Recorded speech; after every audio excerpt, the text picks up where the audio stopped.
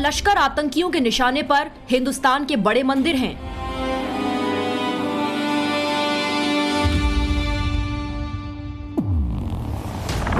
क्या नरेंद्र मोदी से बदला लेने के लिए आतंकियों के टारगेट पर हिंदू मंदिर हैं?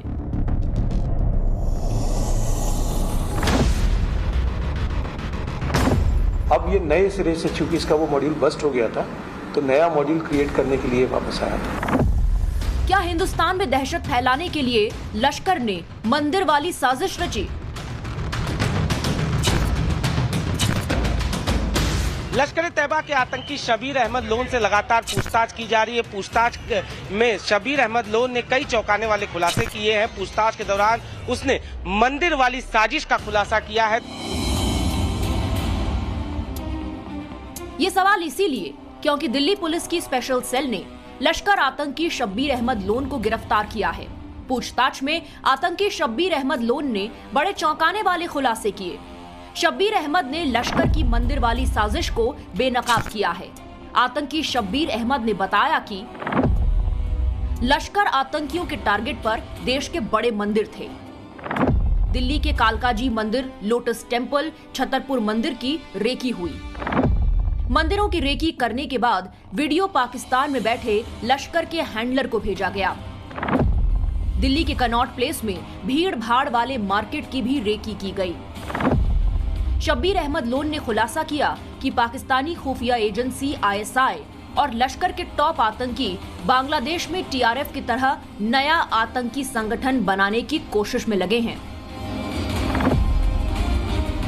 आतंकी शब्बीर अहमद के मंदिर वाली इस साजिश के खुलासे के बाद दिल्ली के कालकाजी मंदिर की सुरक्षा और बढ़ा दी गई है।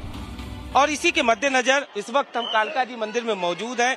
तस्वीरों में साफ तौर पर देखा जा सकता है कि किस तरीके से यहाँ चाक चौबंद सुरक्षा के इंतजाम है। तमाम पुलिसकर्मी जो हैं वो यहाँ पर मुस्तैद है और हर आने जाने वालों पर नजरें जो हैं वो बनाए रखी जाती है। यहाँ काफी संख्या में श्रद्धालु आते हैं, लिहाजा यहाँ काफी भीड़ भाड़ रहता है और जिसके मद्देनजर यहाँ चौकसी हमेशा से बढ़ती जाती है। सुरक्षा के कड़े इंतजाम यहाँ पर रहते हैं। पुलिस अधिकारियों की मौजूदगी आप साफ तौर पर देख सकते हैं और हर आने जाने वालों पर नजरें बनाए रखते हैं पुलिसकर्मी। तो फिलहाल कालकाजी मंदिर में सुरक्षा के चाक चौबंद इंतजाम है और जाहिर तौर पर शब्बीर अहमद से जिस तरह से पूछताछ हुई उसके बाद उसने जो खुलासे किए उसके बाद से यहाँ चौकसी और ज्यादा बढ़ा दी गई है।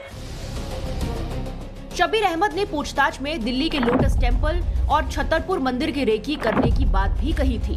लोटस टेम्पल में भी सुरक्षा के पुख्ता इंतजाम किए गए हैं।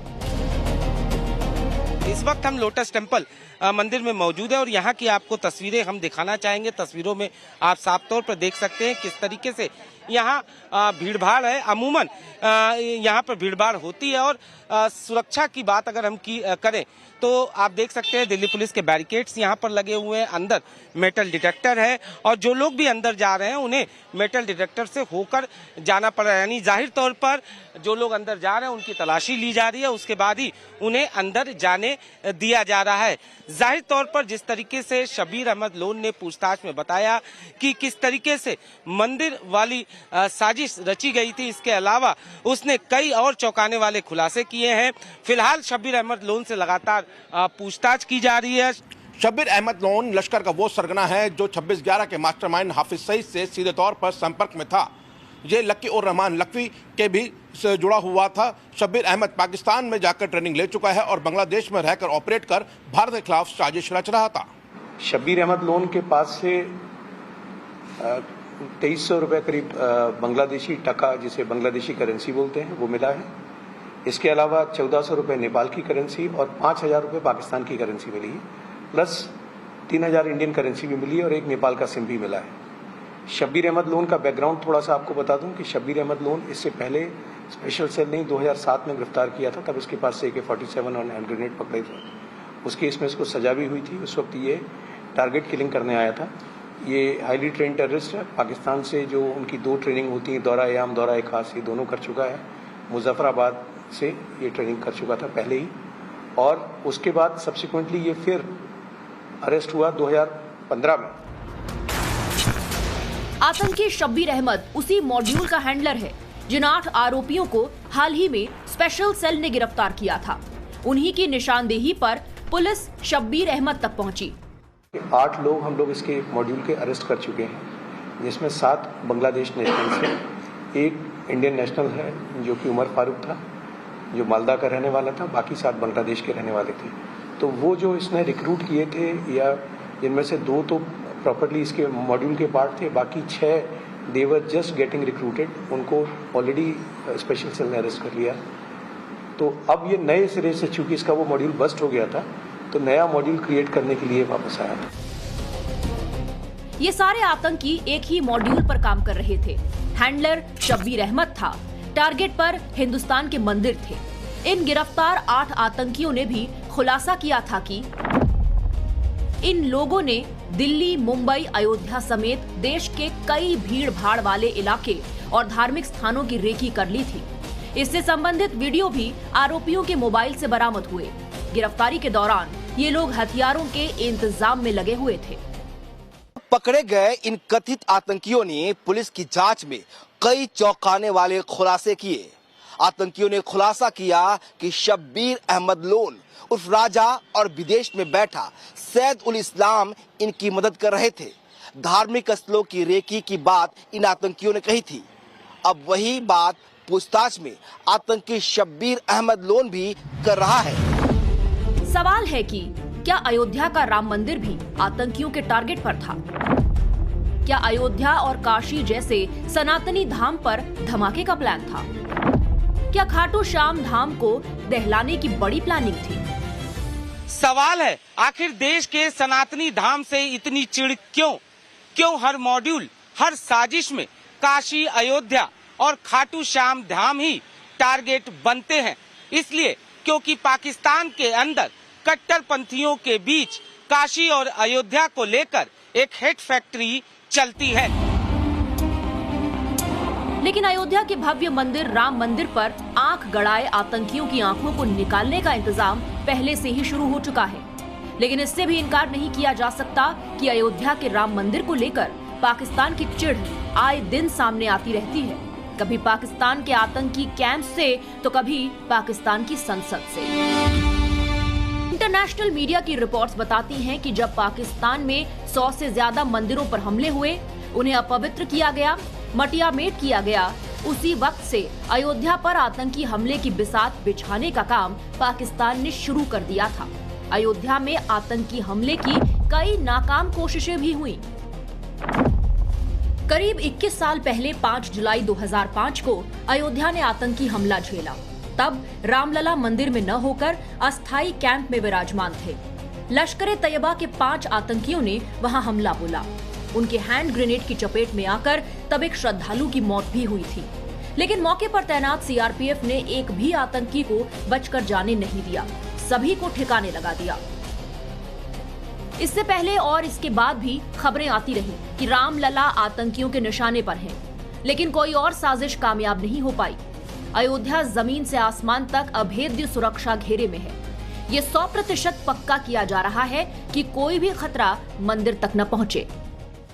सर, राम मंदिर की सुरक्षा की बात की जाए तो अयोध्या और राम मंदिर की सुरक्षा आपके दृष्टिकोण से किस प्रकार की, कैसी सुरक्षा है? मैं तो यही कह सकता हूँ, जिस प्रकार से समाज की एक प्रकार से यहाँ रुझान है, जिस प्रकार से भीड़ है, एक समय में वह भी अयोध्या देखा था जब ये मार्ग सूने रहते थे, लेकिन आज इतनी बड़ी संख्या में अयोध्या जी आ रहे हैं। यहाँ सुरक्षा में कोई कसर नहीं है, भरपूर व्यवस्था की गई है। कैसी है सुरक्षा? सुरक्षा इज एक्सीलेंट, अच्छा है। They are walking day night, they are doing their job perfect. यहाँ की सुरक्षा को देख करके बहुत ही अच्छा लगा मुझे। यहाँ जो भी है प्रशासनिक तौर से बहुत ही अच्छी है। राम मंदिर की सुरक्षा 7 लेयर्स में हो रही है। पहली लेयर में मंदिर के चारों ओर लोकल पुलिस, दूसरी लेयर में पीएसी और सीआरपीएफ के जवान सुरक्षा करते हैं, तीसरी लेयर में एसएसएफ यानी स्पेशल सिक्योरिटी फोर्स की तैनाती, चौथी लेयर में इंटेलिजेंस और लोकल इंटेलिजेंस यूनिट मुस्तैद है, पांचवी लेयर में एनएसजी कमांडो और बुलेट प्रूफ पोजीशन की व्यवस्था है, छठी लेयर में high tech CCTV, drone surveillance, face recognition camera active हैं। वहीं 7वीं लेयर के तहत बायोमेट्रिक और सीक्रेट इंटेलिजेंस मॉनिटरिंग होती है। कुल मिलाकर करीब 4000 सुरक्षा कर्मी सिर्फ रामलला की रक्षा में तैनात हैं। अयोध्या और राम मंदिर का सुरक्षा घेरा इतना तगड़ा है कि उसे न तो पाकिस्तान का मिसाइल टारगेट कर सकता है, न ही ड्रोन और न ही फिदायीन आतंकी हमलों से निपटने के लिए अयोध्या में खास तौर से नेशनल सिक्योरिटी गार्ड यानी एनएसजी के स्पेशल हब बनाए जा रहे हैं। एनएसजी हब में ट्रेनिंग के साथ साथ ब्लैक कैट कमांडो की तैनाती भी होगी। साफ है, पाकिस्तान कितनी भी गलतफहमी पाल ले, कितनी भी साजिशें कर ले, लेकिन अकाट्य सत्य यही है कि अब अगर भारत के खिलाफ कोई दुस्साहस करने की कोशिश की तो मोदी सरकार पाकिस्तान के 4 टुकड़े करने में कोई कसर नहीं छोड़ेगी। ऑपरेशन सिंदूर ने आतंकवाद से निपटने के 3 सूत्र तय कर दिए हैं। पहला, भारत पर आतंकी हमला हुआ तो करारा जवाब मिलेगा। समय हमारी सेनाएं तय करेगी, तरीका भी हमारी सेनाएं तय करेगी और शर्तें भी हमारी होगी। दूसरा, एटम बम की गीदड़ बप्तियों से भारत डरने वाला नहीं है। और तीसरा, हम आतंक के आकाओं और आतंकी सरपरस्त सरकार को अलग अलग नहीं देंगे। ये नया भारत भोलेनाथ को भी पूजता है और देश के दुश्मनों के सामने काल भैरव भी बन जाता है। मुल्ला मुनीर और उसके पाले हुए आतंकियों को तय करना है कि वो भारत के खिलाफ साजिश रचकर क्या अपनी कब्र खुद खोद रहे हैं। Bureau report, times now Navbharat. For more of such videos, do like, share and subscribe to ET Now Swadesh.